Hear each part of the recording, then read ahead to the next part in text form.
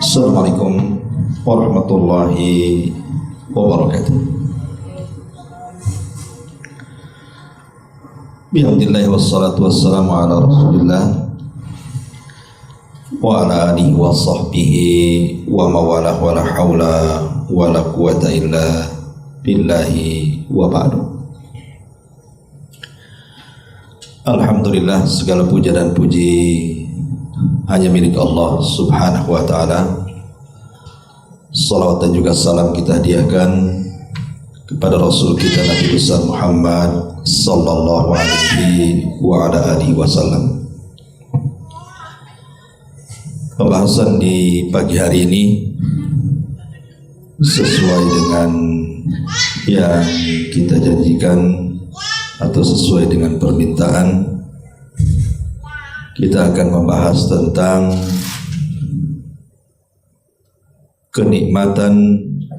kenikmatan yang ada di dalam surga. Tentu pembahasan ini sangat berhajat kepada keimanan, karena surga itu tidak pernah dilihat mata, didengar telinga, terlintas pun tidak, sehingga membutuhkan keimanan yang kuat tentang adanya surga. Sebab kalau sesuatu yang tidak pernah dilihat, didengar atau tidak terlintas, kalau tidak punya keimanan bisa saja kurang yakin dengan adanya surga. Makanya di dalam surah Al-Baqarah, di permulaan surat, ketika Allah subhanahu wa ta'ala menyebutkan tentang ciri-ciri orang yang bertakwa, maka yang pertama kali Allah katakan alladzina yu'minuna bil ghaib, orang-orang yang mengimani dengan yang gaib.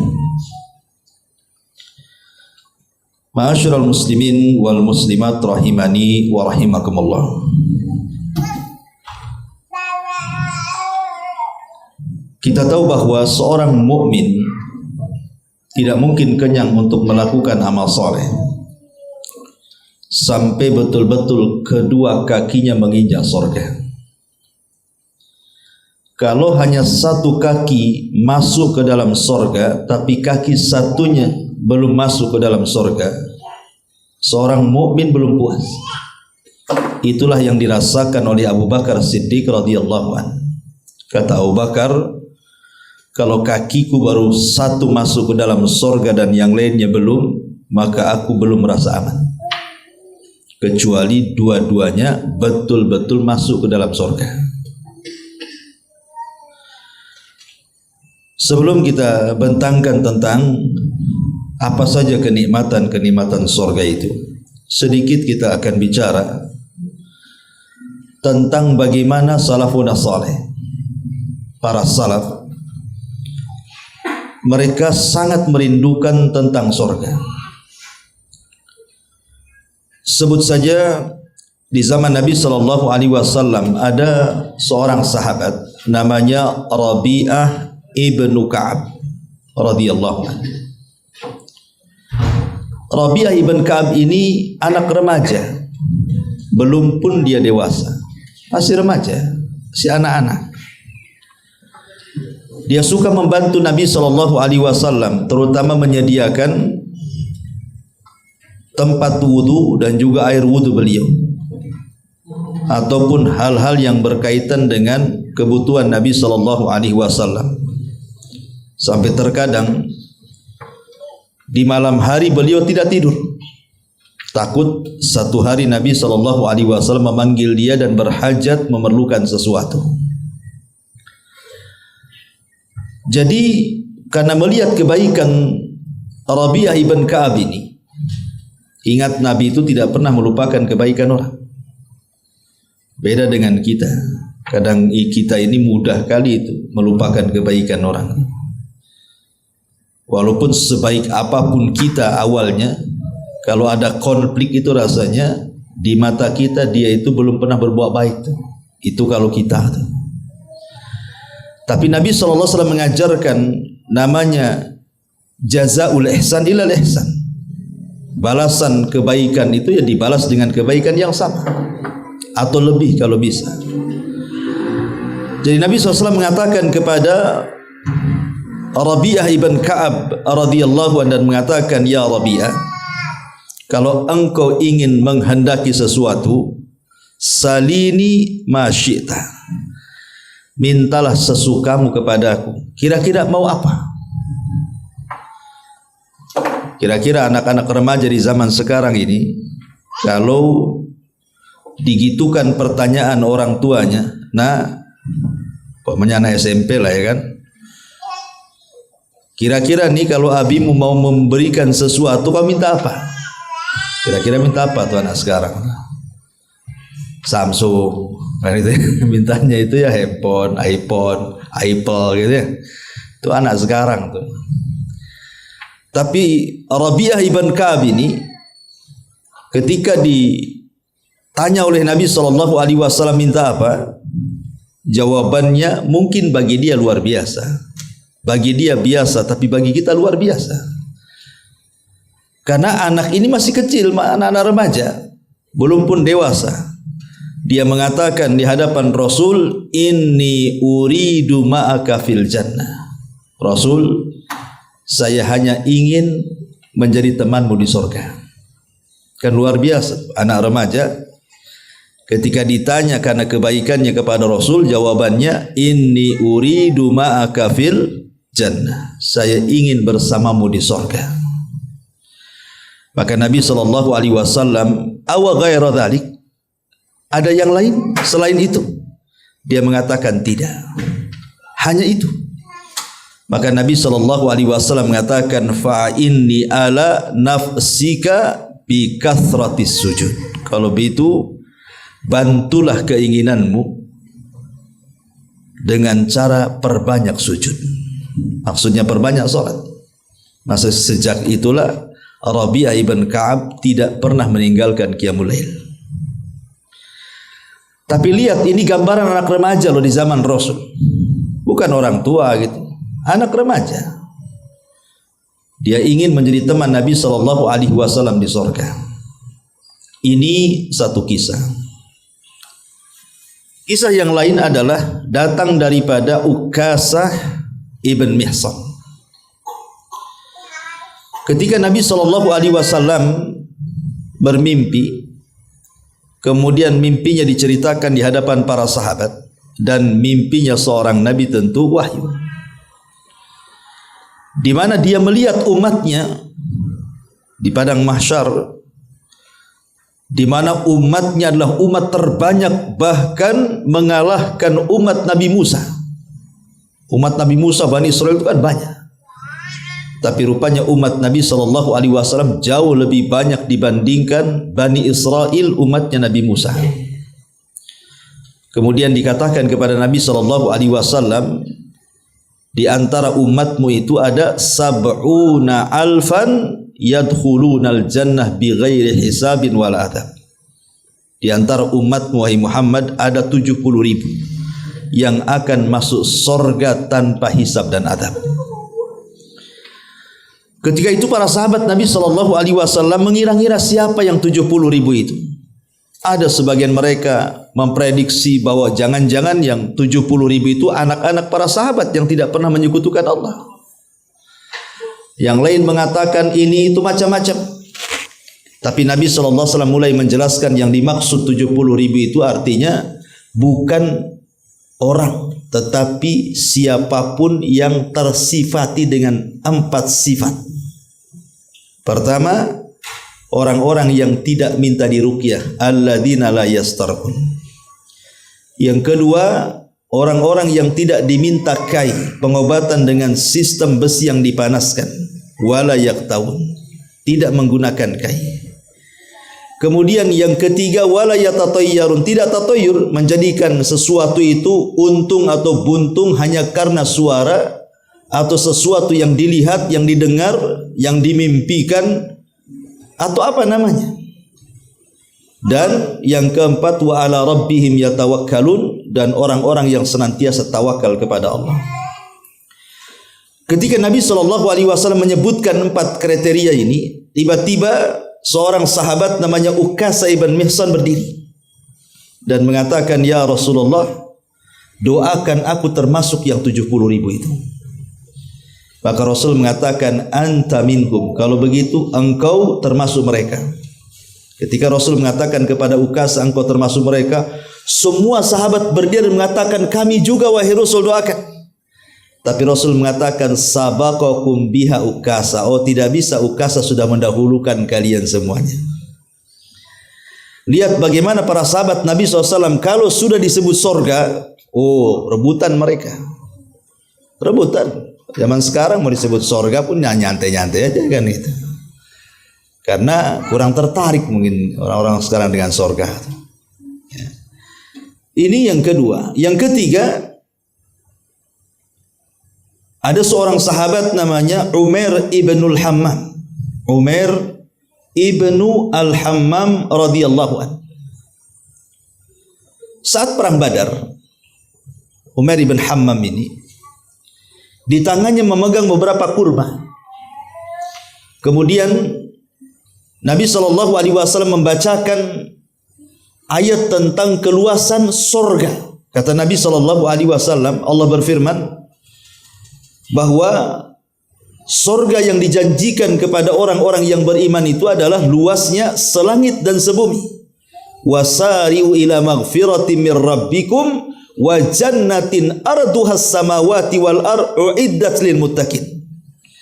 Bersegeralah kalian menuju ampunan Allah, karena sorga yang luasnya selangit dan sebumi itu diperuntukkan untuk hamba-hamba Allah yang bertakwa.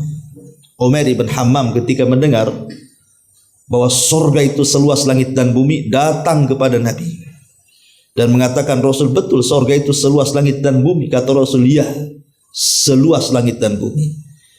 Maka kemudian Umair ibn Hammam bicara sendiri itu.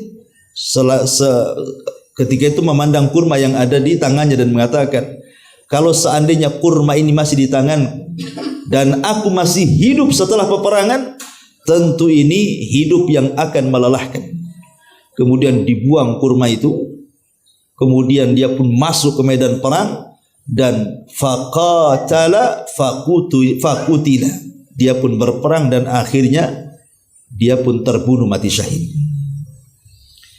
Begitulah para sahabat Nabi SAW mendengar sorga saja semangatnya naik itu. Luar biasa. Semangat para sahabat itu asal disebut sorga saja langsung naik semangatnya. Atau contoh yang lain, ada seorang sahabat namanya Amr ibn Jamu radhiyallahu anhu. Amr ibn Jamu ini orangnya pincang, sudah tua, pincang, ya, kakinya susah jalan. Tetapi ketika dia mendengar bahwa Nabi SAW membuka pendaftaran untuk jihad di perang Uhud, datang dia kepada Rasul karena merasa ketika Badar tidak ikut, janganlah ketika Uhud dia tidak ikut juga. Dia mengatakan, "Ya Rasulullah, alhiqni bil jihad." Libatkan aku dalam jihad, katanya. Datang anak-anaknya Amr ibn Jamu dan mengatakan, "Rasul, jangan kau izinkan ayah kami jihad. Dia kan ada uzur. Lihat, jalan pun susah. Oh, jihad gimana? Mau melawan musuh, jalan aja tak bisa," katanya. Pincang orangnya. Tetapi Amr ibn Jamu dengan marah kepada anak-anaknya karena dilarang untuk jihad, dia mengatakan, "Tidak, saya akan tak berangkat. Walaupun kedua kakiku pincang di dunia, saya akan injakkan kedua kakiku di sorga," katanya. Akhirnya karena bersikeras, kemudian dia pun berperang dan orang yang awal-awal mati syahid di perang Uhud. Lihat bagaimana para sahabat Nabi SAW kalau sudah disebut sorga sekali lagi, mereka semangatnya luar biasa. Tapi zaman sekarang mana ada? Umpamanya saya contohkan kata Nabi SAW, barang siapa yang membaca Qul huwallahu ahad, Allahus samad, lam yalid walam yulad walam yakul lahu kufuwan ahad 10 kali dalam sehari, maka Allah akan bangunkan satu istana di sorga. Tertarik nggak tuh mendapatkan istana di sorga? Ah, mana ada. Ya, iya, lisannya tertarik. Tapi mengamalkan qul huwallahu 10 kali sehari emang diamalkan tuh. Alhamdulillah. Oke lah ibu-ibu, bapak-bapak. Enggak yakin ya bapak ini. Tapi dari sini bagaimana Nabi Shallallahu Alaihi Wasallam ya memberikan amalan mudah, tetapi pahalanya besar kan? Baca qul huwallahu 10 kali kan nggak lama tuh. Bukan qul huwallahu begitu. Ya diselesaikanlah qul huwallahu ahad, Allahus samad, lam yalid walam yulad walam yakul lahu kufuwan ahad. 1 kan itu. Nanti lagi 1, sehari 3, pagi 3, siang 3, sore 3, malam 1. Akan 10 dia kan. Itu kan mudah tuh. Tapi berapa banyak orang yang berat melakukannya, padahal itu amalan ringan. Bagaimana kalau harus jihad? Yang ringan saja kadang-kadang malas untuk diamalkan. Karena kesibukan kita dengan dunia melalaikan kehidupan akhirat. Tapi salafun as-salih memberikan semangat kepada kita apabila disebut sorga, maka mereka akan bergerak semuanya. Lah harusnya kita seperti itu. Kenapa mereka seperti itu? Karena mereka paham bahwa tujuan mereka hidup itu memang untuk masuk sorga, bukan untuk yang lainnya. Termasuk tujuan hidup kita kan ingin masuk sorga. Untuk apa emangnya? Ya, kalau kecuali ingin masuk sorga, karena usia kita kan terbatas di dunia. Umur dunia itu sesuai dengan umur kita. Kalau kita meninggal di usia 50 tahun, ya dunia 50 tahun lah bagi kita, itulah dunia. Ya. Ma'asyiral muslimin wal muslimat rahimani wa rahimakumullah. Baik, kita akan masuk kepada kenikmatan sorga. Sorga itu menurut definisi para ulama adalah darun a'addallahu lil muttaqin waliman asaminal muwahhidin. Satu tempat yang diperuntukkan Allah Subhanahu wa taala untuk orang-orang yang bertakwa, dan diperuntukkan Allah untuk orang-orang yang ahli maksiat tetapi dari kalangan ahli tauhid. Kenapa ada definisi sorga juga diperuntukkan selain orang yang bertakwa adalah untuk orang-orang ahli maksiat dari kalangan ahli tauhid. Ini definisi yang terakhir, ini bantahan kepada orang-orang Khawarij. Karena orang-orang Khawarij mereka mengatakan kalau orang sudah masuk neraka tidak akan keluar. Orang kalau sudah dimasukkan ke neraka itu mustahil dikeluarkan dari neraka. Tapi ahli sunnah wal jamaah meyakini kebalikannya. Tidak semua orang yang masuk ke neraka itu dikekalkan di dalamnya. Hanya orang-orang yang kufur atau mati di atas kekafiran atau mati di atas kesyirikan, ya dikekalkan di dalamnya. Tapi orang yang kemudian mati di atas dosa besar, maka ada kesempatan tahta masyiatillah, di bawah kehendak Allah Subhanahu wa taala. Kalau Allah mau, Allah ampuni. Kalau Allah tidak mau, ya Allah azab dulu, tetapi tetap suatu hari akan dikeluarkan dari neraka dan dimasukkan ke dalam surga. Itulah keyakinan ahli sunnah. Makanya definisinya sorga itu adalah sebuah tempat yang diperuntukkan untuk orang-orang yang bertakwa dan ahli maksiat dari kalangan ahli tauhid. Itu definisi tentang sorga. Kemudian yang perlu dipahami bahwa sorga itu disebut darun naim. Naim itu artinya nikmat. Disebut naim itu karena nikmatnya tidak pernah diputus dan tidak pernah terputus. Makanya Allah mengatakan innal abrara lafi naim. Sesungguhnya orang-orang baik itu di sorga berada di atas kenikmatan. Maksudnya kenikmatan yang tidak mungkin terputus dan akan senantiasa di atas kenikmatan. Bahkan kenikmatannya itu yazdad wa yazdad, bertambah dan bertambah. Jadi setiap harinya itu bertambah. Mau makan, setiap hari makin lezat makanannya. Mau minum, setiap hari makin lezat minumannya. Mau memandang sesuatu pemandangan, makin indahlah view-nya. Semakin hari makin indah. Termasuk memandang pasangan, suami mandang istri, istri mandang suami. Tidak akan pernah bosan karena semakin hari itu semakin cantik, semakin tampan.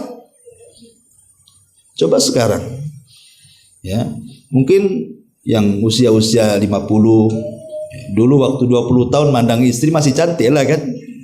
Sekarang sudah usia 40 tahun ya tak tahu lah kan gitu. Apalagi sudah 50 tahun, udah berkerut sana sini kan. Ya, lebih suka nengok gadis di TikTok daripada istrinya. Bosan kan gitu ya. Asli dia lagi kan gitu. Karena kenikmatan di dunia itu berkurang. Contoh makanan.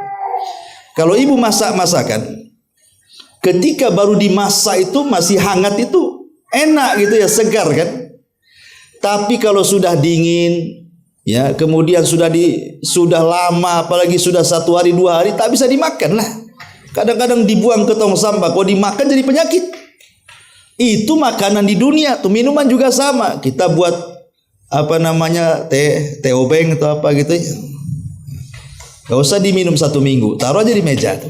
Minggu depan diminum. Coba kalau nggak dipastikan mencret ya tak tahu lah kan gitu. Artinya bahwa makanan minuman saja semakin hari itu semakin berkurang tuh nikmatnya. Tapi di sorga malah terbalik. Semakin hari semakin bertambah, semakin hari semakin bertambah, dan begitu seterusnya dari semua sisi. Dalilnya adalah sukul jannah. Dalilnya pasar sorga. Dalam sebuah hadis yang dijelaskan di dalam hadis Nabi SAW tentang pasar sorga. Kata Nabi SAW, inna fil jannati lasuqa. Sesungguhnya di sorga itu ada pasar. Jangan dibayangkan pasar sorga itu kayak pasar Nagoya enggak. Ya, atau pasar jodoh, pasar induk, ya kan? Becek, ya. Enggak kayak gitu. Ya, pasar sorga itu beda. Dan tidak ada orang jualan di situ.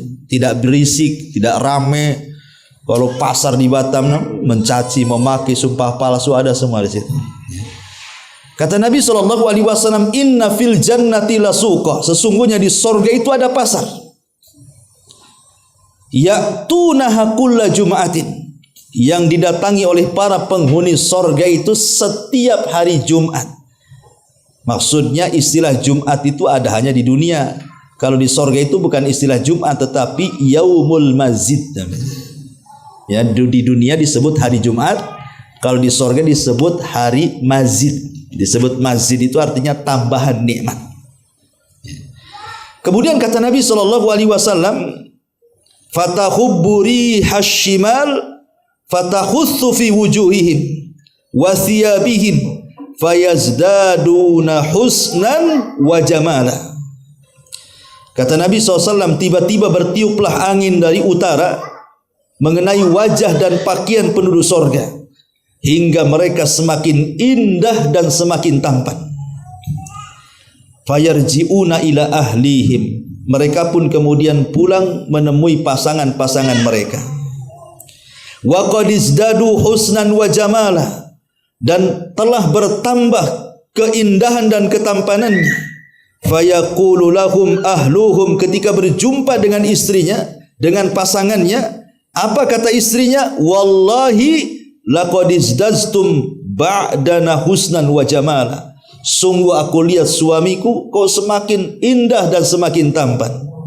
Maka para suami mengatakan kepada istrinya, wa antum wallah laqad izdaztum ba'dana husnan wa jamala. Kalian juga sama.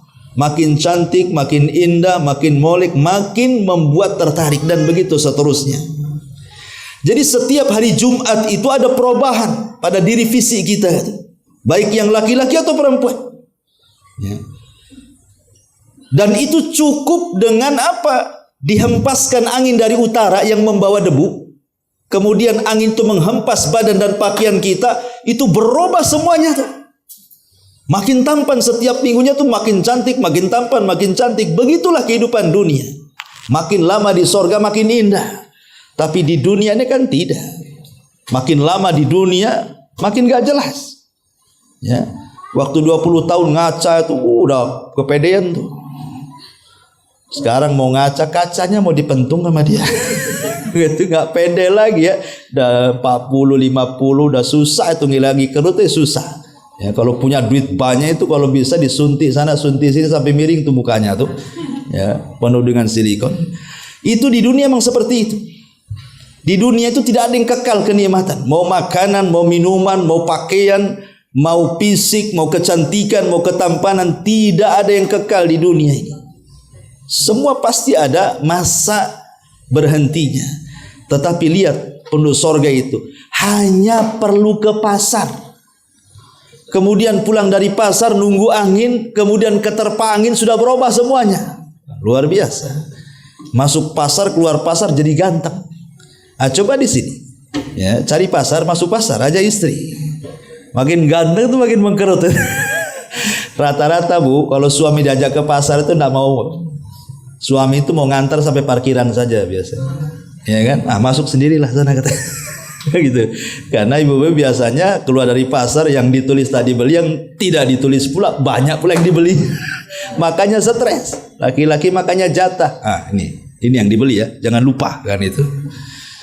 Nah, dari sini menunjukkan bahwa hadis tentang sukul jannah ini adalah hadis yang sangat kuat tentang bahwa kenikmatan di sorga itu kenikmatan yang senantiasa bertambah. Ini satu poin tentang masalah sorga. Taib ma'asyiral muslimin wal muslimat rahimani wa rahimakumullah. Kita bicara tentang tingkatan. Sorga itu bukan satu, tapi bertingkat-tingkat. Di dalam Al-Quran surah Al-Imran ayat 163 Allah katakan, hum darajatun indallahi wallahu basirum bima ta'malun. Kedudukan mereka di sorga itu bertingkat-tingkat di sisi Allah. Dan Allah Maha melihat apa yang mereka kerjakan. Di dalam hadis Nabi SAW, Allah Subhanahu wa Ta'ala akan memanggil penduduk sorga.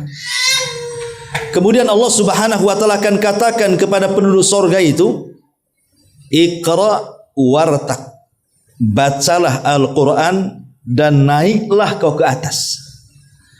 Warattil kama kunta turattil fid dunya, tapi tartilkan bacaan sebagaimana engkau mentartilkan bacaanmu di dunia. Fa inna manzilataka inda akhiri ayatin taqrauha, karena kedudukanmu di sorga itu, tingkatanmu di sorga itu sesuai dengan akhir yang kau baca dari ayat Al-Quran di dunia. Syekhul Islam Ibnu Taimiyah rahimahullahu ta'ala mengatakan, ketika memberikan catatan kepada hadis ini, beliau beristinbat bahwa sorga itu memiliki banyak tingkatan, dan tingkatan di sorga itu sejumlah ayat dalam Al-Quran. Berapa jumlah ayat dalam Al-Quran? 6.600 kurang lebih, atau 6.500 kurang lebih tingkatan, sesuai dengan jumlah ayat masalahnya.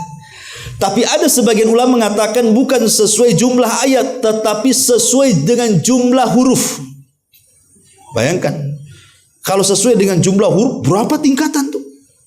Huruf di Quran aja berapa ribu tuh. Sementara dari satu tingkatan ke tingkatan berikutnya itu antara langit dan bumi sejauh 500 tahun perjalanan tuh. Menunjukkan bahwa surga itu luas dan banyak tingkatannya. Dan salah satu yang menentukan tingkatan di surga adalah qiraatul Quran. Orang yang gemar dan suka membaca Quran.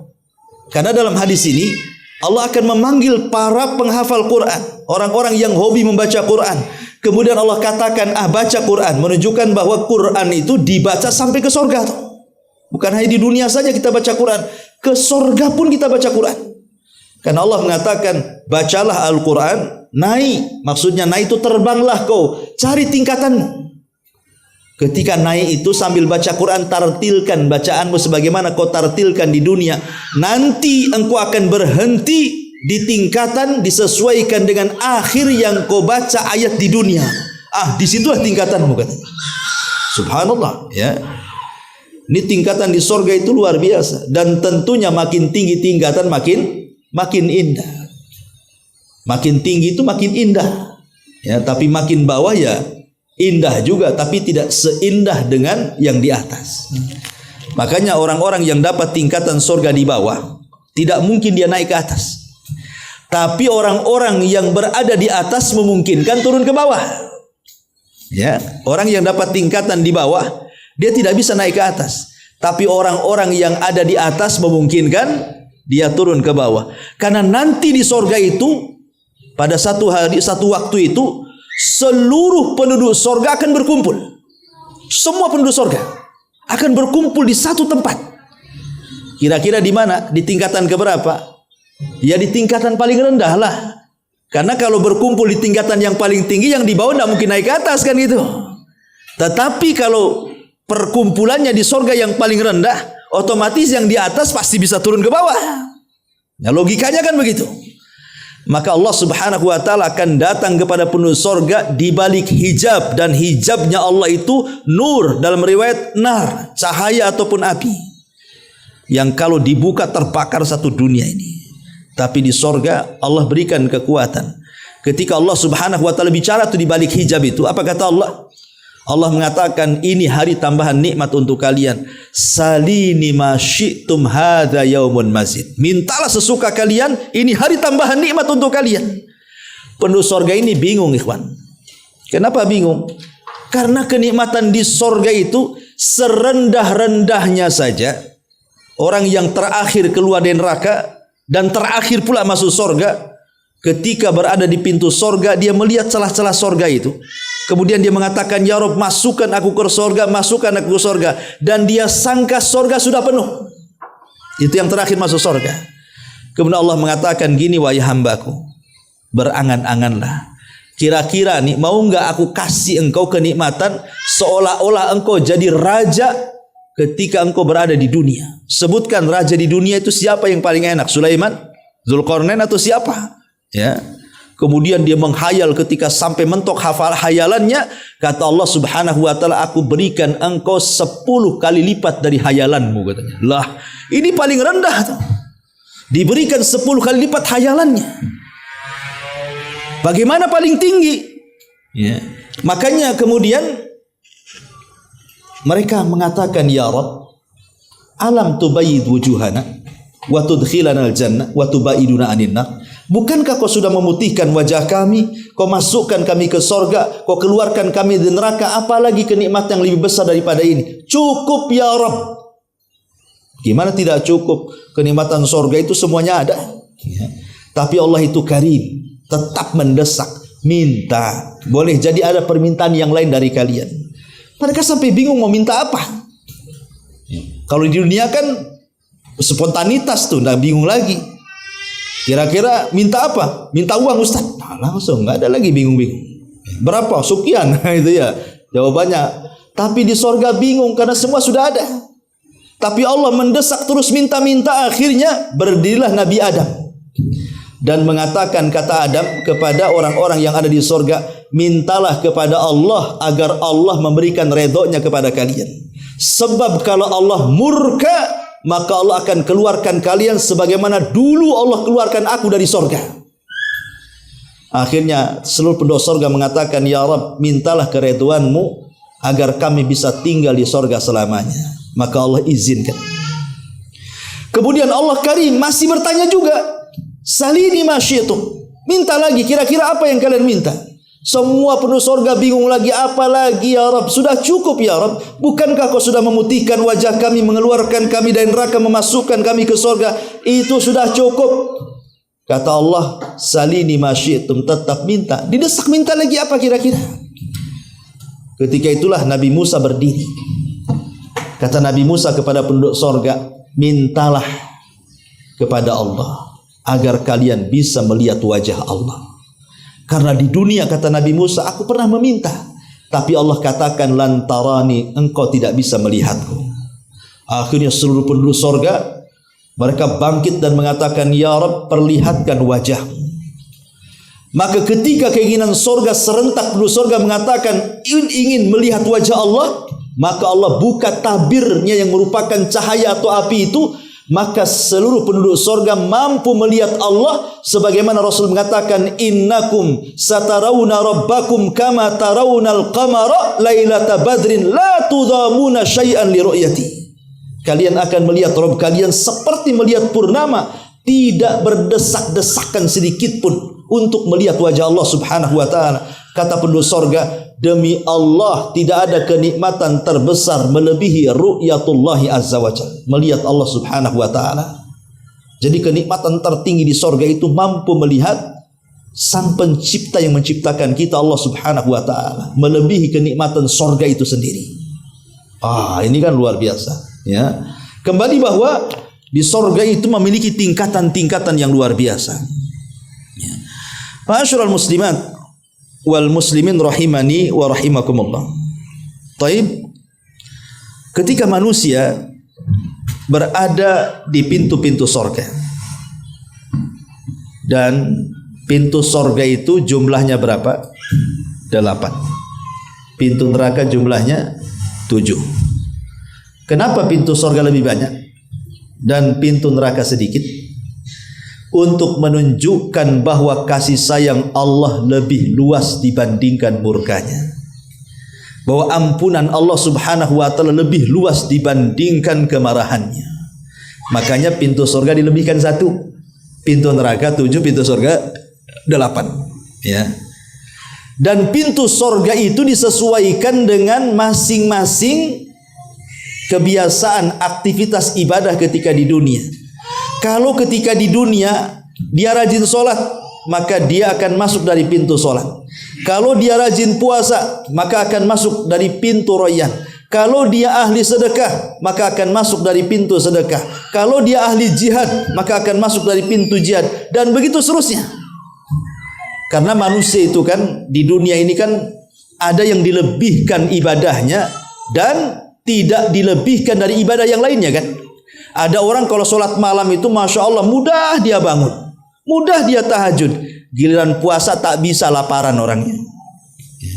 Ada orang mudah puasa, mau puasa Daud oke, puasa Senin Kamis juga oke, mau puasa, pokoknya semua puasa bisa dia dan tidak merasa lapar. Kayaknya orang puasa sama dengan tidak puasa. Ada orang yang seperti itu, mudah puasa sunnah, tapi giliran sedekah pelit pula lah dia. Ya. Kan ada orang yang seperti itu. Kalau suruh puasa oke, sedekah tak bisa dia. Tapi ada juga ahli sedekah dia. Masya Allah kalau sudah suruh sedekah, semua tempat disedekahi dia. Mau masjid, mau panti asuhan, mau pembangunan, macam-macam lah. Pokoknya disedekahi. Giliran sholat malam tak bisa. Ya, ngantukan orangnya. Ya. Jadi kan di dunia itu kan macam-macam tuh. Ada orang yang dilebihkan di sini, tidak pula dilebihkan di sana. Makanya kenapa pintu sorga sesuai dengan kelebihannya. Ya, kalau kelebihannya di solat, masuk dari pintu solat. Kelebihannya di jihad, masuk dari pintu jihad.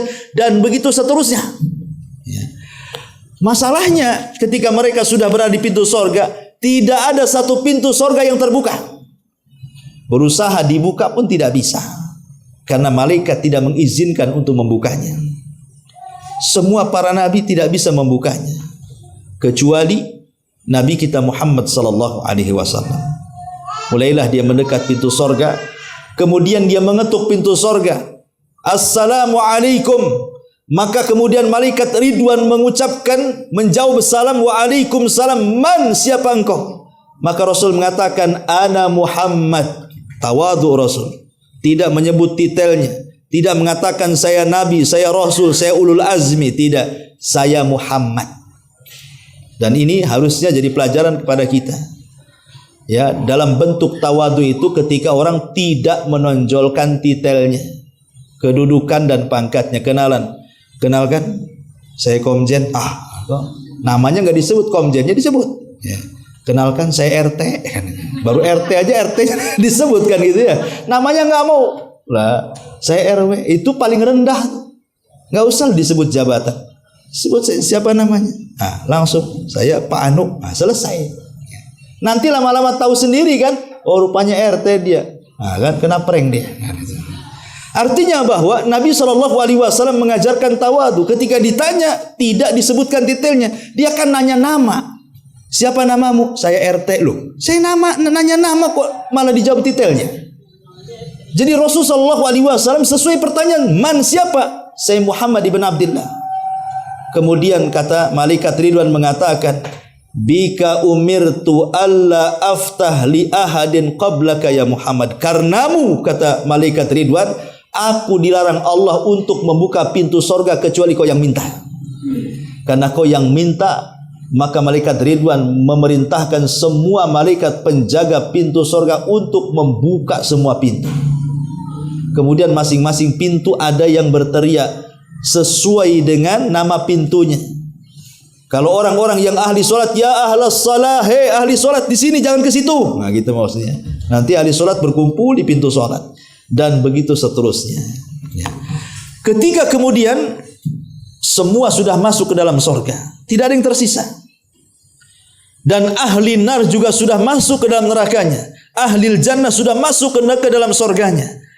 Maka disitulah Allah Subhanahu wa ta'ala akan datangkan kematian dalam bentuk kambing gibas.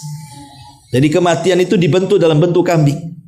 Kemudian diletakkan bainal jannati wan nar, di antara sorga dan neraka. Kemudian Allah menyembelih kematian dan Allah memerintahkan penyeru untuk menyeru, ya ahlal jannah fala mautalakum wa ya ahlan nar fala mautalakum. Hei penduduk sorga, tidak ada kematian bagi kalian. Hei penduduk neraka, tidak ada lagi kematian, karena kematian sudah disembelih, sudah mati. Kalau kematian sudah mati, mana tidak ada mati? Ya, karena kematian itulah yang membuat orang mati kan. Sementara kematiannya sudah mati, berarti tidak ada kematian lagi. Ketika tidak ada kematian, maknanya penduduk sorga akan kekal dengan sorganya, dan penduduk neraka akan kekal dengan nerakanya. Na'udzubillah. Lah ketika penduduk sorga masuk pertama kali ke sorga, kira-kira apa yang dimakan pertama? Yang pertama dimakan adalah kabidil hut, hatinya ikan paus. Ya. Itulah makanan pertama penduduk sorga. Makan hati ikan paus. Apakah paus yang ada di bumi? Enggak, beda. Bukan paus yang ada di bumi. Ya, ikan paus. Ya. Ikan paus sorga kan beda dengan ikan paus yang ada di bumi. Karena kata Abdullah ibn Abbas radhiyallahu anhuma, kemiripan sorga dengan dunia itu hanya sebatas nama, bukan sampai ke hakikatnya, tidak. Di sorga ada pisang, di bumi ada pisang, tapi rasa pisangnya beda. Di sorga ada kurma, di bumi ada kurma, tapi rasa kurmanya beda. Termasuk juga hati ikan paus. Di sorga ada hati ikan paus, di dunia ada hati ikan paus, tapi beda rasanya. Tapi ada sebagian para ulama mencari-cari hikmah, kenapa lah kan penduduk sorga kok yang pertama dikasih kok hati ikan paus? Kenapa tidak apa namanya lalapan atau ayam penyet, ya. Gitu ya, atau rawon, ya ikan paus pula kan dikasih. Kenapa, apa alasannya? Ada sebagian ulama mencari-cari hikmah, kenapa hati ikan paus kok yang dikasih? Sebenarnya hikmah itu kita ketahui atau tidak, tetap kita harus yakin kalau itu dari Nabi, ya kita yakini kan begitu. Tapi okelah, ada orang-orang yang mencari hikmah dari kalangan para ulama. Kata mereka, kenapa mesti hati ikan paus yang pertama dimakan?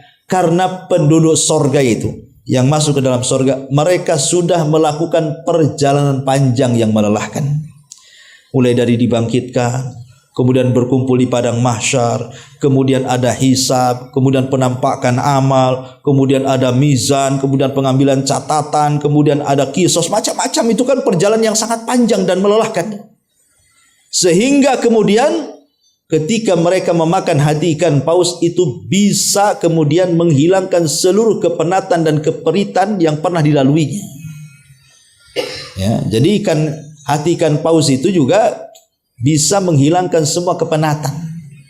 Nah, boleh jadi itu kan diantara hikmah yang dicari ulama kan. Adapun walaupun kita tidak tahu hikmahnya, yang jelas samina wa ta'ana sajalah. Orang Rasul yang mengatakan seperti itu. Ya, tapi kalau dikiaskan dengan dunia, hati ikan paus di dunia kan memang sangat bermanfaat kan gitu. Saya pernah baca artikel itu memang bisa menyembuhkan macam-macam penyakit tuh hati ikan paus itu. Masalahnya jaring ikan pausnya itu yang masalah itu. Mancingnya itu gimana caranya itu? Mau ngambil hatinya itu. Ya. Jadi ma'asyiral muslimin yang dimuliakan Allah Azza wa Jalla. Jadi ketika mereka memakan hati ikan paus disodorkan minuman. Minuman yang pertama apa? Wedang jahe. Nah, yang pertama zanzabil, ya. Itulah yang pertama diminum penduduk sorga, zanzabila. Itu bahasa kitanya wedang jahe. Tapi bukan wedang jahe di SSS ini, enggak. Ya, beda wedang jahe yang di sorga kan. Itu hanya sekedar namanya sama, tapi rasanya beda. Rasanya tidak pernah dicicipi manusia. Dilihat tidak, terdengar tidak, terpikirkan pun tidak. Saking lezatnya wedang jahe itu. Kemudian setelah dia makan, dia minum, dia sudah langsung mereka pulang ke istananya. Dan mereka mengenali istana mereka melebihi daripada rumah mereka di dunia. Saya kira nggak ada orang nyasar ke rumahnya di dunia kan. Mana ada orang nyasar, saya ini punya rumah di Tiban. Ya nggak mungkin lah saya ke mana, ke Nongsa sana, rumah saya di Tiban. Saya hafal rumah saya. Ya. Dan penduduk sorga itu anehnya, nggak perlu ada guide, nggak perlu tanya malaikat mana istana saya, tidak. Dia sudah hafal istananya di mana, melebihi rumahnya di dunia. Dia sudah tahu harus kemana. Itulah luar biasanya. Ya. Ketika kemudian dia melihat rumahnya, masya Allah, di situ sudah berbagai macam keindahan dan kenikmatan yang Allah Subhanahu Wa Taala sodorkan kepada kita. Makanya kenikmatan penduduk sorga itu berbagai macam. Kalau boleh saya singkat. Pertama, Allah Subhanahu Wa Taala berikan kepada kita nikmat badan. Badan kita dimanjakan betul-betul di sorga itu. Mulai dari makanan yang lezat, minumannya yang enak, kasurnya yang empuk, istananya yang megah. Pokoknya nikmat badan luar biasa. Ya. Apapun yang kita makan, apapun yang kita minum itu luar biasa. Sampai-sampai Allah Subhanahu Wa Taala mengatakan, wa fiha ma tashtahil anfus wa taladzul a'yun wa antum fiha khalidun. Dan di dalam sorga itu terdapat segala apa yang diinginkan oleh hati dari semua pandangan mata yang indah, dan kamu akan kekal di dalamnya. Di bumi ini kadang-kadang kita ingin makan sesuatu, ya kayak orang ketagihan atau kayak orang ngidam kan, itu pengen lah apa ya, kayaknya pengen karedok umpamanya kan, ya. Cari-cari lah di marketplace, kok ke marketplace pula ya, apa di COD itu kan, nampaklah gambar karedok tuh, langsung dipesan. Pas dimakan tidak sesuai selera, kok aneh karedoknya kok jadi pecel katanya umpamanya kan. Kadang-kadang itu sudah benar barangnya, tapi rasanya pula lari. Itu di dunia kan, pengen sesuatu, ketika dimakan nggak sesuatu itu beda pula dengan yang kita inginkan. Kok aneh rasanya ini. Ini bukan karedok, ini rawon ini. Umpamanya kan. Jadi sesuatu yang diinginkan di dunia ini terkadang tidak sebagaimana yang dikehendaki. Tapi kalau di sorga itu menginginkan sesuatu, ya memang itu yang datang keinginannya. Makanya Allah mengatakan wa fiha ma tashtahil anfus, dan di dalamnya sorga itu terdapat segala apa yang diinginkan dihadirkan di hadapannya. Terkadang kita menginginkan sesuatu, sulit pula lah ternyata tidak ada barangnya, tidak ada minumannya, tidak ada makanannya. Macam-macam di dunia ini. Tidak semua keinginan terkabulkan, tapi di sorga semua keinginan dikabulkan. Itulah hebatnya sorga. Ya, jadi nikmat badannya tercukupi. Kemudian yang kedua, nikmat hati. Dan ini sebesar-besar nikmat. Allah katakan dalam Al-Quran, wa naza'na ma fi sudurihim min ghillin ikhwana. Kami cabut perasaan penduduk sorga itu, semua penyakit-penyakit hati, dari dengki, dari hasad, dari marah, dari dendam, tidak ada. Seolah-olah mereka satu hati. Seperti apa? Seperti hati burung, kata Rasul. Kaqalbi tairin. Jadi penduduk sorga itu cuma satu hati, seperti hati burung. Kenapa Rasul mengistilahkan dengan hati burung? Kata Imam Nawawi rahimahullahu ta'ala, hati burung itu ada 3 perkara. Pertama, lembut. Ya, hati burung itu lembut. Burung itu lembut. Ya. Maka penduduk sorga itu hatinya selembut burung, selembut hati burung. Kemudian yang kedua, burung itu makhluk yang paling tawakal. Makanya Rasul kalau mencontohkan tentang tawakal, mesti yang dicontohkan burung. Apa kata Rasul?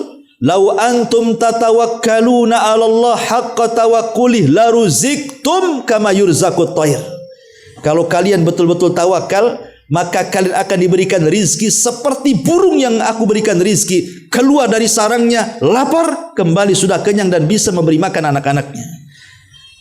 Ini yang kedua, hati burung itu hati yang paling tawakal. Dan tawakal itu hakikat kelapangan dada. Orang yang kalau tawakal kepada Allah, tidak akan ada sedihnya. Walaupun kena musibah apapun. Ya. Orang tawakal itu nggak akan sedihnya. Dan itulah penduduk surga bahagia selamanya. Kemudian yang ketiga, hati burung itu, kata Imam Nawawi, dipenuhi rasa takut. Makanya kenapa burung itu takut meninggalkan anak-anaknya. Artinya bahwa penduduk surga itu dipenuhi dengan rasa takut kepada Allah Azza wa Jal. Pertama lembut hatinya, kedua tawakalnya kuat, dan ketika rasa takutnya sangat kencang kepada Allah. Itulah hati penduduk surga itu. 3 perkara ini. Ya. Tapi hati kita ini tidak seperti hati penduduk surga. Terkadang jangankan lagi diomongin, nggak diomongin saja, kawan diam itu sudah suudon kita. Oh diam ya dia sama saya, kenapa? Apa salah saya? Nah, udah suudon tuh kita tuh. Padahal mungkin dia ada masalah, ya kan? Kemudian dia tidak menyapa kita, akhirnya kita suudon. Apalagi kalau dia sampai menghina kita, oh makin marahlah kita. Ya. Tapi di sorga tidak ada, hatinya betul-betul terjaga. Di dunia ini tidak bisa orang menjaga hati. Karena hati di dunia ini pasti suatu ketika akan disakiti. Gak mungkin hati di dunia itu tidak akan tersakiti. Pasti satu hari akan disakiti. Sehebat apapun orang mengobati hati itu, pasti akan luka kembali. Begitulah hati. Makanya kenapa kalau orang sakit hati itu penuh dengan dosa. Tapi kalau orang sakit badan itu bisa penuh dengan pahala. Pamannya saya sakit badan, entah badan kena penyakit apa, kemudian saya sabar dan mengharap pahala, maka dengan kesabaran penyakit badan yang ada pada badan itu berdampak pahala yang banyak. Tapi kalau yang sakitnya bukan sakit badan tapi hati yang sakit, justru banyak dosa. Karena sakit hati ini berdampak buruk, hasad, dendam, ya kan, dengki, itu kan penyakit hati itu. Ini membawa dosa semua tuh. Ya, makanya kenapa para ulama mengatakan dengan kata istilah yang bisa memperbaiki hati itu hanya Allah. Tapi memperbaiki badan itu bisa kita perbaiki sendiri. Ya contohnya orang-orang yang umpamanya dulu kulitnya hitam, kemudian dioperasi jadi putih, kan bisa. Atau sebaliknya, yang jadi putih dihitamkan bisa, kasih oli aja kan begitu. Ya. Atau mungkin yang dulunya mulutnya sumbing atau giginya jongos ke depan, bawa ke dokter dioperasi, jadi cantik dia. Ya, dikasih kawat bangunan itu. Ya. Banyak di giginya tuh. Kawat besi itu. Subhanallah kan. Jadi kalau mermak-mermak badan itu semua orang bisa kan? Tapi siapa yang bisa memermak hati? Nggak bisa. Ya. Badan ini bisa kita bersihkan, lantai kita bisa bersihkan. Kita cari beli Baiklin saja, sebentar kita pel itu bersih. Nah mungkin hati dibersihkan dengan Baiklin, minum Baiklin supaya bersih hatinya, matilah kan itu. Jadi, tapi orang surga itu karena memang itu pusat daripada kenikmatan, memang nikmat sekali. Dibuat satu hati penduduk surga itu, satu penduduk surga dibuat satu hati, seperti hati burung. Maka ini sorga itu tidak pernah ada orang sakit hati. Yang sakit hati itu di dunia. Kalau orang masih sakit hati berarti di dunia. Kalau sudah masuk sorga nggak akan ada sakit hati.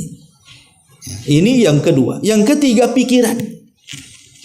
Di sorga itu pikiran kita plong. Ya. Tapi di dunia itu subhanallah mikir sedikit saja stres. Ada masalah dengan pasangan stres kan itu ya. Stres. Sampai ada lagunya stres gitu ya. Ya, naudzubillah gitu ya. Jadi di dunia ini pikiran kita ini mudah stres, tapi di sorga nggak ada. Di sorga itu plong pikiran itu, nggak kepikiran utang di sorga tuh, karena nggak ada orang utangi di sana. Di sorga mana ada penduduknya punya utang? Nggak ada debt collector. Debt collector udah masuk neraka masalahnya. Jadi nggak bisa masuk sorga. Tenang, orang masuk sorga nggak mungkin debt collector masuk sorga kan itu. Artinya bahwa pikiran penduduk sorga itu memang plong luar biasa. Lain dengan penduduk neraka, stres. Ya mau makannya nggak bisa. Ya. Intinya bahwa ini kenikmatan yang ketiga, pikiran Allah berikan kenikmatan.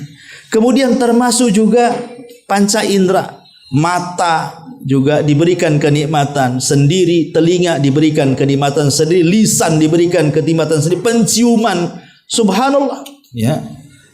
Bayangkan mata dimanjakan di sorga. Kenapa? Sorga itu kan penuh dengan taman-taman. Makanya ada istilah kata Nabi Shallallahu Alaihi Wasallam, apabila kalian lewat di taman-taman sorga, idza marartum biriyadil jannah, kalau kalian lewat di taman-taman sorga, farta, singgah di situ. Farta ufiha, singgah di situ.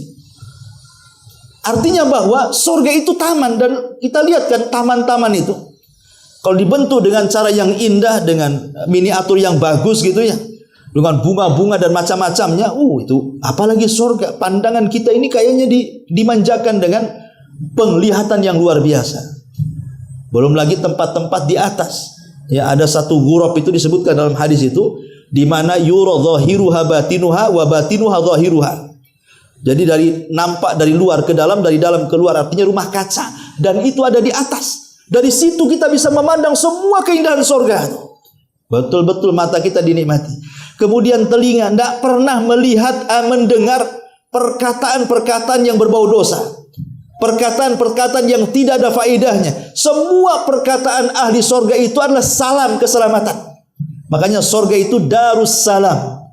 Ya, dia tempat keselamatan. Karena selamat pendengaran kita, tidak ada yang membuli kita, menggibah kita, menghina kita, macam-macam tidak ada. Omongin kita nggak ada. Kalau kita masih diomongi, berarti masih di dunia tuh. Kalau di sorga nggak ada. Yang ngomongin kita sudah masuk neraka, Bu, tenang. Ya, jadi nggak ada orang yang ngomong kita. Ya. Ini mata, telinga, lisan. Lisan kita pun nggak ada, karena begini ya. Orang kalau mengucapkan kalimat yang tidak baik, kotor, orang yang mengucapkannya saja terkadang menyesal. Kenapa lah aku tadi ngomong begitu? Orang yang mendengarnya tersakiti. Duh, kurang ngajar dia ngomong sama saya tentang ini. Ya. Kemudian pikirannya akhirnya kepikiran mau minta maaf, malu. Itulah kadang-kadang orang yang mengeluarkan kalimat kotor aja dia menyesal tuh. Tapi kalau orang mengeluarkan kalimat-kalimat baik, yang ngomongnya saja kayaknya plong, senang. Yang dengarnya kadang-kadang nikmat sekali, pengenlah ketemu dia, enak, itu ucapannya baik, ramah orang itu. Ya. Dan setiap hari pengen berjumpa dan ngobrol. Itulah dari omongan saja. Kadang-kadang kalau dia baik, itu kita merasa nikmat yang ngomong.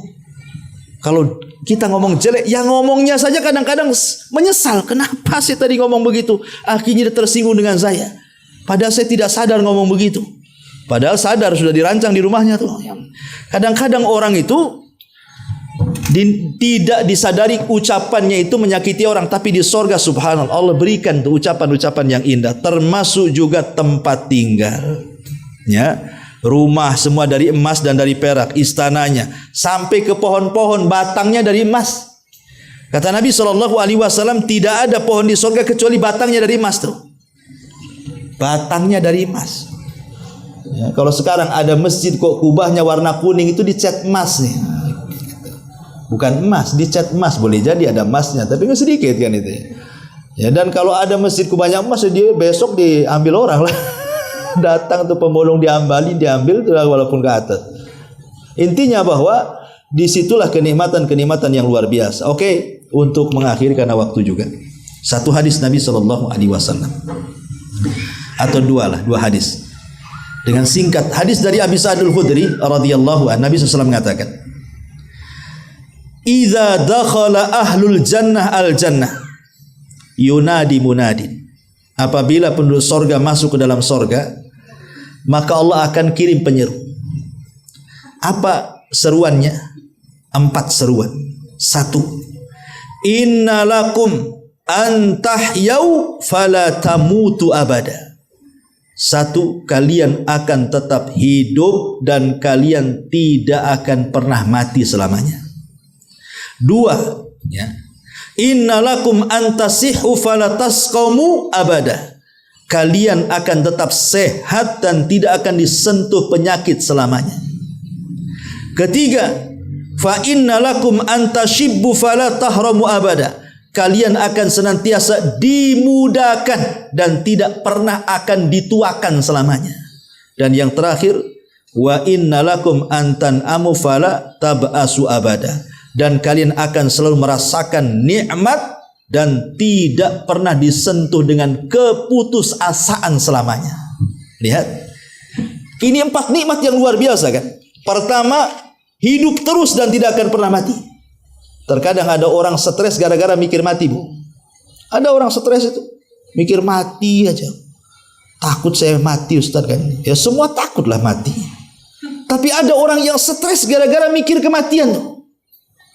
Gimana kalau saya mati ya?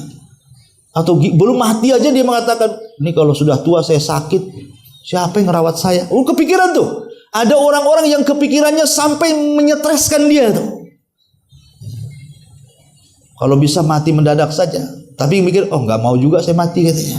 Ya. Gitu ya. Ada orang yang stres gara-gara mikir mati. Tapi di sorga aku nggak perlu stres karena nggak ada kematian. Nggak akan disentuh kematian, nggak akan stres dengan mikir mati. Yang kedua, orang stres itu karena mikir penyakit. Gara-gara orang itu disentuh dengan penyakit, terkadang harus berbulan-bulan, bertahun-tahun, kena stroke, kena serangan jantung, kena gula, kena kolesterol, kena macam-macam penyakit. Kadang-kadang orang stres. Stres. Bahkan dia berdoa, ya Allah, sudahlah, lebih baik saya mati. Saya kasihan melihat keluarga saya merawat saya. Ya. Makanya sering saya katakan, kadang-kadang orang sakit itu, sakitnya nggak seberapa, tapi sakit hatinya yang lebih besar daripada sakit badannya. Maksudnya gimana? Dia sakit nih. Awal sakit, Masya Allah, yang berkunjung sama dia banyak. Kawan-kawannya nengok, masih ada lah kan gitu. Saudara-saudaranya masih nengok, masih bagus gitu. Masih terhibur lah dia. Tapi sampai kapan lah orang mengunjungi orang sakit itu? Saya sakit aja, antum sekali aja mengunjungi saya itu. Kadang enggak kan begitu. Mungkin kalau mati 2 kali lah itu. Jadi awal sama akhir aja kan gitu ya. Sebenarnya orang sakit itu bukan gara-gara sakitnya, tapi gara-gara nggak dikunjungi. Itu makin sakit itu. Karena orang kalau diuji oleh Allah dengan penyakit itu, apalagi penyakitnya parah, ujung-ujungnya yang menemani dia cuman orang yang dekat dengan dia. Mungkin suaminya atau mungkin istrinya. Itu pun kalau setia. Ya. Dan kebanyakan tidak setia tuh kadang-kadang. Udah lama terbaring istri, bagus kawin lagi kan. Atau terbalik istri ini, suami yang didorong-dorong, dorong aja biar mati katanya, biar kawin lagi. Kan gitu ya. Karena lo orang awam kadang-kadang seperti itu, otaknya udah jelek saja. Ya. Jadi kadang-kadang itulah yang menemani kita itu kalau tidak setia, makanya dari sekarang itu cari istri yang baik. Cari suami yang baik. Karena di saat kita sakit hanya mereka yang bisa merawat. Siapa lagi? Kalau bukan mereka yang merawat. Ya. Orang lain tidak mungkin. Teman itu datang 1 kali 2 kali saja. Selebihnya lupa dengan kita. Apalagi kalau sudah sering kelamaan sakit, jarang hadir. Mungkin kita hanya diomongin saja. Kasihan si Anu itu sakit. Iya, diomongin di warung kopi saja. Gak mau datang ke rumahnya tuh. Hanya kasihan-kasihan gitu saja ngomongnya. Nah, jadi tapi di sorga kata Rasul, kalian akan sehat terus dan tidak akan disentuh penyakit. Ya. Bahkan kalian tidak akan pernah tua. Ini yang membuat ibu-ibu stres kalau sudah usia 50 tahun. Ya. Apalagi kalau suami udah mulai dingin, ada apalah dengan saya ini kayaknya. Ya. Kadang-kadang stres, saking stresnya ibu-ibu ini kadang-kadang menghabiskan uang supaya tetap cantik. Makanya suntik sana suntik sini ibu ya. Akhirnya gembung sana gembung sini, bukan makin cantik ya kan? Makin gembung akhirnya. Lah dari sini menunjukkan bahwa salah satu yang membuat orang stres itu karena tua. Tapi di sorga tidak ada tua. Sampai ada orang nenek-nenek di zaman Rasul datang pada Rasul. Rasul, ada nggak nenek-nenek di sorga? Kata Rasul, mana ada nenek-nenek di sorga katanya. Nangislah nenek ini. Disangka dia tidak masuk sorga. Akhirnya Rasul katakan, bilang sama nenek itu, bukan berarti nenek itu tak masuk sorga. Tidak ada nenek-nenek di sorga, itu maksudnya. Artinya di sorga itu muda, usianya 32 sampai 33. Itu segitu sepadan di situ. Ya, dan itu perkasa-perkasanya orang itu 33 sampai 34 itu. Ya. Kemudian yang terakhir, tidak akan ada putus asa, nikmat terus. Ya. Di dunia ini kan mudah putus asa, mikir ekonomi putus asa, mikir kesehatan putus asa, mikir anak orang tua, mikir masalah banyak putus asa. Di sorga nggak ada putus asa. Kemudian hadis yang terakhir, Nabi SAW mengatakan,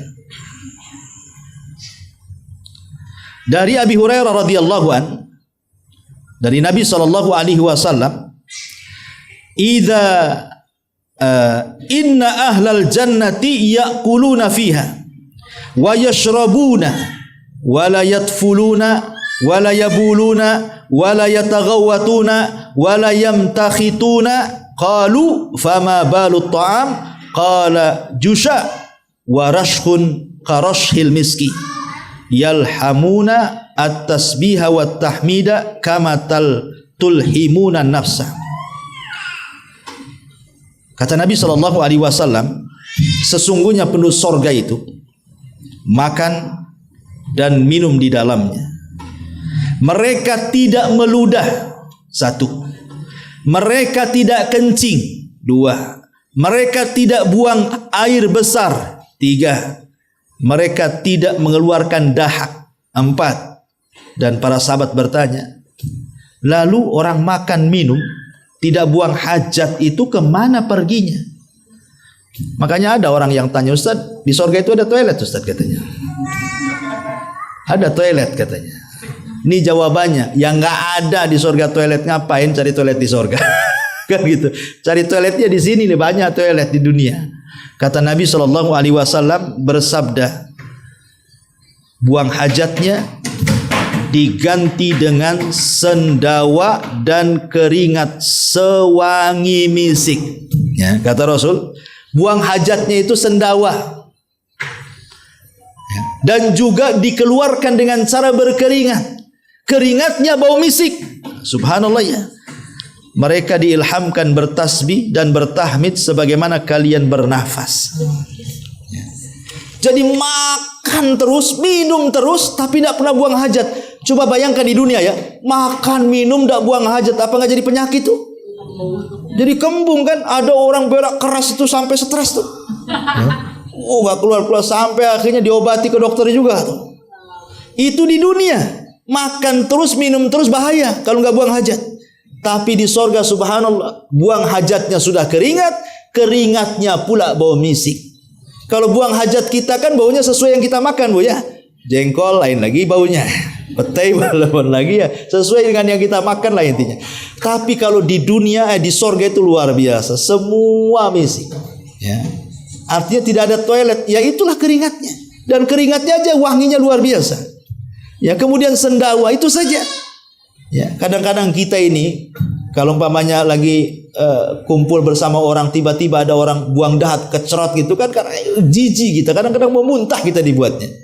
Tapi di sorga nggak ada orang buang dahak sembarangan itu. Keluar dahak pun tidak, meludah pun tidak, apalagi keluar dahak meludah aja tidak, kencing tidak, berak tidak. Itulah luar biasa penduduk sorga itu. Tetapi dari semua uraian ini sebenarnya bagian kecil daripada keindahan sorga. Yang ingin saya nasihatkan, bahwa masuk ke dalam sorga itu sebenarnya bagi perempuan itu lebih mudah dibandingkan bagi laki-laki. Asal terpenuhi 4 kriteria saja. Kata Nabi sallallahu alaihi wasallam, "Idza shallatil mar'atu khamsaha." Kalau wanita itu dia menjaga sholat 5 waktu, terutama kalau sudah tahu kebiasaan haidnya mau datang tuh.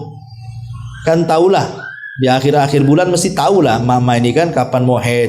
Maka kalau dia sudah tahu bahwa ini bulan-bulan atau tanggal-tanggal mau haid, dia jaga sholat 5 waktunya. Takutnya waktu-waktunya sudah mendekati haid, dia mengulur-ulurkan waktu sholat, haid pula. Itu sengaja dia meninggalkan sholat jadinya kan berdosa. Ya, maka Rasul mengatakan jaga sholat 5 waktu. Wasamat syahroha, dan dia menjaga puasa Ramadannya. Setiap wanita pasti punya utang setiap Ramadan itu. Tidak mungkin tidak punya utang. Baik safar ataupun mukim, pasti punya hutang karena keluar darah haid. Masalahnya, itulah kadang-kadang hutang sama orang jarang dibayar, hutang sama Allah juga dilambat-lambati, nunggulah tahun depan. Sampai bulan Sya'ban baru ingat, oh iya Ramadan kemarin belum dibayar katanya. Ya kan? Itu di awal Sya'ban kadang-kadang nggak cepat dibayar. Udah dekat-dekat Ramadan berikutnya baru sibuk mau dibayar. Seminggu lagi mau Ramadan itu, baru dibayar. Tahu-tahu pas dibayar keluar lagi haid. Nah, utanglah 2 tahun dia. Ya. Makanya kenapa jangan meremehkan qada Ramadan. Jaga puasa Ramadan. Kemudian yang ketiga kata Nabi SAW, wa shamat syahraha wa ata'at ba'laha. Kemudian taat kepada suaminya. Rasul pernah masuk ke dalam neraka. Ternyata penghuninya banyak perempuan. Ketika ditanya Rasul, apakah dia tidak sholat? Oh, rajin sholat. Apakah dia tidak puasa? Rajin puasa. Apa enggak baca Quran? Oh, paling rajin dia baca Quran. Enggak zikir, itu lisannya zikir terus. Lah kenapa masuk neraka? Kemudian Rasul mengatakan karena dia kufur dengan suaminya. Maksud kufur dengan suami itu apa? Kalau suaminya berlaku kebaikan 1 tahun, kemudian dia melakukan 1 kesalahan, maka dia akan mengatakan engkau tidak pernah berbuat baik kepada aku, katanya. Dengan bahasa lain, abang ini nggak pernah ngasih perhatian, katanya. Gimana nggak ngasih perhatian? Rumah dikasih, ya, gaji bulanan ada. Sementara suami pontang-panting nggak ada perhatian, dikasih rumah, dikasih makan, dikasih rizki nafkah, itu perhatian apa lagi? Itu selain perhatian itu apa lagi? Maunya ucapan, milih mana? Ucapan saya sayang tapi nggak dikasih duit, atau dikasih duit tak pernah ngucap sayang? Milih mana, Bu? Kan ada suami yang sulit tuh, ngomong mesra kan sulit, tapi uangnya keluar terus. Ya. Tapi ada orang yang gombalnya itu 100%. Ya, gombal mukio itu istilahnya apa? Kan itu. Tapi kalau disuruh minta duit, meditnya itu setengah mati, setengah dewa. Nggak mau keluar duitnya itu kan. Tinggal milih kan. Mau dua-duanya ya nggak bisa. Ini kan pilihan. Ya harus milih lah kan itu. Jadi sayang atau tidak sayang pasangan itu bukan dari lisan, Bu, tapi lihat dari tanggung jawab. Ya, kalau dia sudah ngasih nafkah lahirnya, ngasih nafkah batinnya, ngasih nafkah pendidikannya, apalagi? Ya, hidup itu kan untuk itu. Karena lisan itu kan terkadang beda dengan perbuatan, kayak orang munafik itu. Orang munafik itu, mereka mengatakan amanna billah, kami beriman kepada Allah Subhanahu wa taala, tapi perbuatannya wa ma hum bimu'minin, mereka tidak beriman. Jadi perbuatannya menyelisih lisannya. Itulah orang munafik. Tapi orang yang beriman tidak mungkin menyelisih ucapan dengan perbuatannya. Makanya Nabi SAW kemudian menasihati kepada para wanita, kalau ingin masuk surga taati suaminya. Kemudian jaga kehormatannya. Kalau suami lagi pergi kan di rumah ada barang-barang suami, ada anak-anak dari suaminya, jaga hartanya, jaga anaknya, jaga kehormatannya. Jangan suami lagi safar kemana, ketemu kawannya, untunglah kau punya suami, suamiku loh, ini kan kurang ajar istri kayak gini. Suaminya nggak ada, dijelek-jelekin suaminya kan. Harusnya nggak apa-apa, pamannya suaminya tidak sebaik yang ibu rasakan, tapi bilang sama orang, Masya Allah, tidak ada suami yang paling baik kecuali suamiku, padahal paling jelek itu suaminya. Ya, nggak masalah, Bu, kayak gitu. Karena memang dilarang tidak boleh menjelek-jelekan suami di hadapan orang. Cukuplah ibu yang merasakan sabarnya ibu dengan keperitan kepada suami, justru itu jalan ke sorga. Karena kalau tidak pernah disakiti suami, ibu tidak punya amalan sabar nantinya. Ya, tapi kalau ibu suka disakiti, sabar, itulah yang menjadikan ibu masuk sorga. Ya Ustaz, kalau disakiti terus ya nggak tahan lah, kan itu. Kan gitu ya. Maksudnya kata Nabi SAW kepada wanita berkulit hitam itu, apa kata Rasul? Fa in tasbiri falakil jannah. Kalau engkau mau sabar, maka engkau dapat surga. Kalau kau mau sabar, ya. Artinya bahwa kebanyakan wanita masuk surga itu karena kesabaran. Karena kesabaran mereka. Karena mereka kan aktivitas lebih banyak di rumah dibandingkan laki-laki yang di luar. Ya. Intinya bahwa masuk surga itu sebenarnya mudah bagi yang tahu ilmunya. Tapi bagi yang tidak tahu ilmunya akan sulit orang itu masuk surga. Karena ada istilah orang Arab mengatakan tarjun najata walam tasliku masalikaha innas safinata la tajri alal yabasi. Engkau ingin mengharap masuk surga tapi tidak tahu cara jalan keluarnya. Jalannya kemana dia tidak paham. Mana mungkin kapal laut berjalan di padang pasir. Artinya ya harus berjalan di laut. Itu bagi orang yang tahu ilmunya.